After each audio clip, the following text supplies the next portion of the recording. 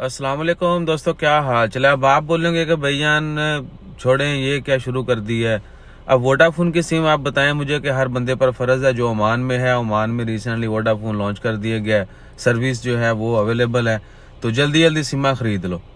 अब सिम जो है, क्या आपके ऊपर फ़र्ज़ है कि जी ओमान में है तो जो भी नया ऑपरेटर आएगा हमें उसकी सिम लेना लाजमी है।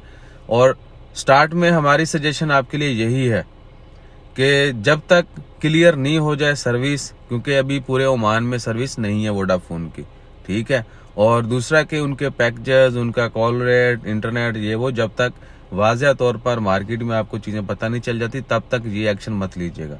ऐसा ना हो कि आप शौक में ले लें वोडाफोन, इंटरनेट ते टिकटॉक ते वीडियो बना के पा दो बहन ए मेरे को वोडाफोन की सिम में, वो सिम आपकी आहो जिस तरह बाकी सिम है वो भी वैसे ही सिम है, उसमें आपको कुछ नहीं मिलना। हो सकता है शुरू में वो अट्रैक्शन के लिए कोई अच्छे पैकेज दें और कुछ एमबी ज़्यादा मिल जाए, फ्री मिनट मिल जाए, लेकिन वाइज मशवरा यही है, मुफीद मशवरा यही है कि थोड़े दिन इंतज़ार करें।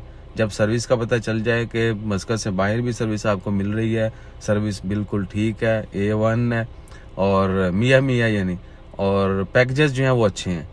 बाकी ऑपरेटर से, ओमान टेल और रीडर से ऑपरेट कर जो है ना, क्या कहते हैं, कंपैरिजन करके, मुआवजना करके देख लीजिएगा, जो आपको सूट करे वो लीजिएगा।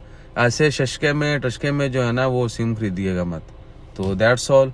एक बार फिर कह दें, वोडाफोन की सिम किसी के ऊपर भी फ़र्ज़ नहीं है, जिसको ज़रूरत होगी वो ले। जज़ाकल्लाह, अल्लाह हाफिज़।